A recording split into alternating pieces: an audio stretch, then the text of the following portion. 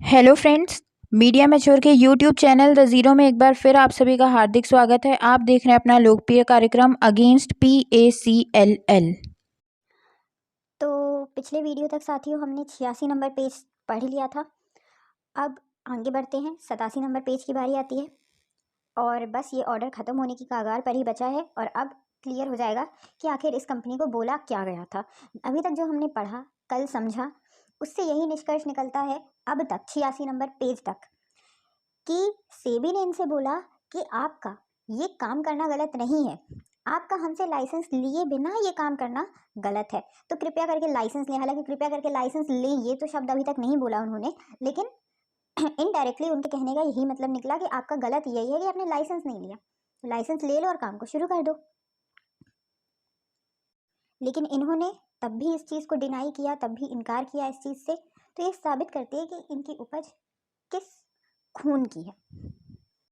इसके आगे सेबी 26 फरवरी 2013 को जो सुप्रीम कोर्ट ने ऑर्डर दिया था उसमें से कुछ अंश, कुछ भाग निकाल कर जो इस ऑर्डर में इनको दिखाना ज़रूरी है उसको उसको नीचे लिखते हुए बताती है।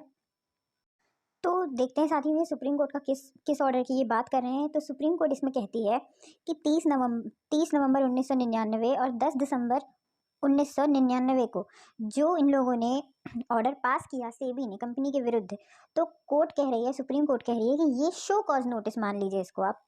ये एक प्रकार का शो कॉज नोटिस है। शो कॉज नोटिस मतलब कि हमने आपसे इस लेटर जो भी भेजा गया पत्र उसके माध्यम से कुछ प्रश्न किए हैं जिनका आप उत्तर दीजिए। तो ये कह रही है कि जो सेबी ने आपके लिए ये 2 तारीखों में ऑर्डर जारी किए हैं इनको आप शो कॉज नोटिस मान लीजिए और कंपनी को एक मौका देना चाहिए कि वो नए सिरे से ये चीज़ साबित करे कि जो भी वो बिजनेस कर रहे हैं वो CIS के अंतर्गत आता है या नहीं आता है, यानी कि इस पे नए सिरे से जांच होनी चाहिए। और जब अब नए सिरे से फ्रेश ऑर्डर बनेगा, भाई नए सिरे से जो भी आप तहकीकात करेंगे, जांच करेंगे, तो जो उससे आपको मालूमात होगी तो उससे एक नए सिरे से एक नया ऑर्डर पास होगा और उसके बाद उसी के तहत आगे की प्रक्रिया शुरू की जाएगी। इस पर जो रिस्पोंडेंट कंपनी थी वो एग्री हो गई थी। रिस्पोंडेंट कंपनी मतलब ये PACL की बात करें कि PACL उस समय इस चीज़ के लिए तैयार भी हो गई थी। और इसके अलावा एपिलेंट जो है यानी जो सेबी है, सेबी ने कहा कि भाई इसके लिए हमको अगर ये जांच करनी है नए सिरे से तो इसके लिए हमको कंपनी का पूरा पूरा सहयोग चाहिए, ताकि जो ये सेबी है ये इंस्पेक्शन कर सके, जांच कर सके, ये इन्वेस्टिगेशन, इंक्वायरी, ये सब कुछ कर सके कंपनी के विरुद्ध। और जो कंपनी के ऑडिटर्स हैं उनकी वो जांच कर सके वहां तक, यानी कि छानबीन कर सके, रिकॉर्ड मांग सके। सेबी यानी ये अधिकार मांग रही है पूरा कि कंपनी को बोला जाए कि सेबी अगर इनकी जांच करेगी तो ये सेबी के साथ इतना सहयोग करें ताकि इनसे हम कोई भी दस्तावेज मांगे तो ये दस्तावेज दें। और अगर कंपनी ये सब करने के लिए तैयार है, अपना पूर्ण सहयोग हमें देने के लिए तैयार है, तभी हम इन 2 तारीखों में जारी किए गए ऑर्डर को हम लोग शो कॉज नोटिस मानते हुए इसके आगे की इसी प्रकार से प्रक्रिया चालू कर देंगे। भाई स्वाभाविक है, तुम कोऑपरेट करोगे तब तो हम करेंगे। तो ये सब कुछ सेबी ने बोला कोर्ट से कि ऐसा ऐसा आप हमारा अपना पक्ष रखते हुए कहा। और इन सब कामों के लिए सेबी ने कम से कम 3 माह का समय मांगा कि भाई हमको 3 माह का समय दिया जाए तो हम एक और इसके जरिए और शो कॉज नोटिस तैयार कर सके, जो जो हमारे प्रश्न हैं वो सब हम इनसे पूछ सकें। यहाँ तक कि सेबी ने कोर्ट से ये भी दरख्वास्त की कि जब तक हम अपनी जांच कर रहे हैं, जब तक ये जांच पूरी नहीं हो जाती, तब तक कंपनी से बोला जाए कि वो अपना पैसा, अपना धन कहीं पर भी और जगह ना लगाएं।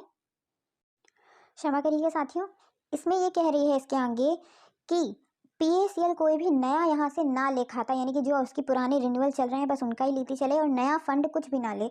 और अगर वो कोई भी नया फंड लेती है, मान लीजिए लेना लिया, किसी ने नया खाता खोला, तो उसकी डिटेल भी ये वो ऑर्डर जारी करने से पहले, यानी अब नए सिरे से जांच हो रही है तो जो भी जांच के तथ्य होंगे उसमें बाद में ये वो रिकॉर्ड भी देंगी। ये नहीं कि अभी जहाँ तक शो कॉज नोटिस जारी किया गया बस उतना ही, उसके बाद भी नया भी अगर कोई फंड लिया जा रहा है तो उसकी जानकारी भी इनको सेबी को देनी पड़ेगी।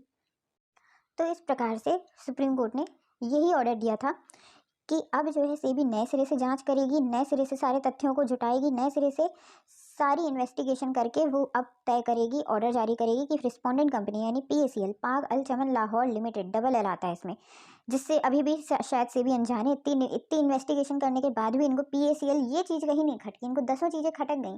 PACL लिमिटेड इस पूरे का फुल फॉर्म उनको नहीं खटका। चलिए साथियों, अब उनको नहीं खटका तो अब क्या कर सकते हैं, उनको सिर्फ निवेशकों का पैसा ही खटका था, तो वो उन्होंने करके दिखा दिया। तो इसके आगे सुप्रीम कोर्ट कह रही है कि अब आप नए सिरे से जांच करके ये पता लगाएंगे कि ये CIS का काम कर रही है या नहीं कर रही है, और उस नई जांच के आधार पर ही आप एक ऑर्डर जारी करेंगे, और फिर उस ऑर्डर के बारे में कंपनी को भी जानकारी दी जाएगी, और सारी प्रक्रिया नए सिरे से उस ऑर्डर पर डिपेंड होकर आगे की प्रक्रिया तय की जाएगी। तो इस प्रकार से सेबी ये कहना चाह रही है कि माननीय सुप्रीम कोर्ट ने अपने उस ऑर्डर में फरवरी 2013 में ये क्लियर कर दिया था कि अब जस्टिस के स्वामी दुराई हो, चाहे कोई भी अन्य जांच हुई हो PACL के ऊपर पहले, उसका आज की तारीख में किसी से कोई भी लेना देना नहीं है। यानी इन लोगों ने जो अपना ये स्टैंड लिया था, ग्राउंड दिया था कि भाई जस्टिस के स्वामी दुराई ने हमारी ये सेल डीड को अप्रूव किया था, उन्होंने रजामंदी दी थी, उन्होंने स्वीकृति दी थी, तो फिर आप कैसे प्रश्न उठा रहे हैं। तो सेबी इसीलिए इस ऑर्डर को दिखाते हुए बोल रही है कि सुप्रीम कोर्ट ने कहा था कि अब तक जो भी जांच हुई वो हो चुकी है, अब उसके ऊपर अपन प्रश्न नहीं उठा सकते, हम नए सिरे से जांच की जाएगी, नए सिरे से ऑर्डर पास किया जाएगा, नए सिरे से सेबी ये पता लगाएगी कि इसका काम CIS का है या नहीं। तो यहाँ पर यही कह रही है कि हमको ये नए सिरे से, ये सेबी के पास केस आ गया था सुप्रीम कोर्ट द्वारा, और सेबी को ये निर्देश दिया गया था कि आप पता करिए कि अब PACL CIS के अंतर्गत आती है या नहीं आती है, और उसी के आधार पर आप एक ऑर्डर, फाइनल ऑर्डर पास करेगी सेबी, और बाकी सारी प्रोसीडिंग जो भी प्रक्रिया है उस ऑर्डर के जारी होने के बाद की जाएगी। तब तक यहाँ कोई किसी को भी हस्तक्षेप नहीं करेगा। यानी ऑर्डर पास कर दिया सेबी ने, अब ये मामला अपील करनी है, सुप्रीम कोर्ट जाना है, कुछ और दिशा निर्देश करनी है, सब बात की बातें हैं। सबसे पहले सेबी अब नए सिरे से एक ऑर्डर पास करेगी, जो ये कर चुकी है। तो इस पे आगे अब सेबी कह रही है कि जितने भी अभी तक हमने इशू फ्रेम किए, यानी जो इतने बड़े ऑर्डर में अभी तक हमने जो जो चीज़ें बताई, उसके 34 नंबर पैराग्राफ साथियों मेरे ख्याल से 40 नंबर पन्ने से चला आ रहा था, वो पूरा 34 ही चलता आ रहा था, शायद 80 या 81 तक चला है। एक बार पिछले वीडियो की तरफ आप जाएंगे तो आपको समझ में आ जाएगा कि 34 नंबर पैराग्राफ इतना बड़ा पैराग्राफ था। तो सेबी कह रही है कि उसी में हमने ये चीज़ साबित कर दी है कि इसका काम CIS का है या नहीं किया है, नहीं है, ये 34 नंबर पैराग्राफ से स्पष्ट होता है। और अगर निष्कर्ष निकालें 34 नंबर पैराग्राफ से, तो साबित यही होता है कि PACL बिना लाइसेंस के CIS का काम कर रही थी, और लाइसेंस उसने लिया था रियल एस्टेट का,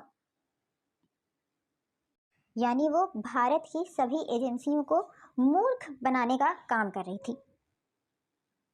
अब इसके आगे सेबी कोई भी PACL पर टिप्पणी करने से पहले बता रही है कि अगर ऐसी कोई स्थिति आती है, नेचुरली प्राकृतिक रूप से अगर देखा जाए कि अगर कोई ऐसी स्थिति आती है कि कोई भी कंपनी CIS का लाइसेंस लिए बिना CIS का काम कर रही है और वो पकड़ी जाती है, तो सबसे पहला क्या ऑर्डर किया जाता है कि भाई अब जो है आप अब इस एक्टिविटी को आप बंद करिए। यानी पहले तो अब आप नया पैसा लेना बंद करिए, अब पैसा को कंपनी एक पैसा लेगी नहीं। अब दूसरा क्या ऑर्डर करती है कि जितना लिया है उतना पैसा आप लौटाइए, ब्याज सहित लौटाइए, जितने का आपने वादा किया था, जितने का आपने उनसे कॉन्ट्रैक्ट किया था। ऐसा ऑर्डर ज़्यादातर होता है। तो अगर जब हर जगह ऐसा ही होता है तो PACL कोई अलग से नहीं है कि उसके साथ कुछ अलग किया जाएगा, जैसा कि आपको गुमराह किया जा रहा है कि सेबी ने PACL के साथ ऐसा किया ऐसा किया। सेबी यहाँ बोल रही है कि PACL की जगह कोई और कंपनी भी होती तो भी यही एक ऑर्डर देना प्राकृतिक रूप से न्यायोचित है। तो सेबी PACL के साथ भी ऐसी ही प्रक्रिया फॉलो की जाएगी। और ये जो एक्शन है ये रेमेडियल भी है, यानी इससे उपचार भी हो रहा है कि भाई अब नए सिरे से आप पैसा मत लीजिए और पैसा रिफंड कर दीजिए। सीधी सी बात, इससे किसको क्या आपत्ति है कि भाई नहीं है तुम्हारा काम, या तुम अब बंद करो इस काम को और नए सिरे से पेमेंट दे दो। अब फिर जब तुम्हारा ये पूरी रिफंड हो जाए उसके बाद सोचना तुमको क्या करना है। अब फिर से CIS का काम करना है तो लाइसेंस लेके करो, नहीं करना है तो रियल एस्टेट का काम करो। कुल मिला के इतनी ही स्पष्ट शब्दों में सेबी ने ये बात बोली।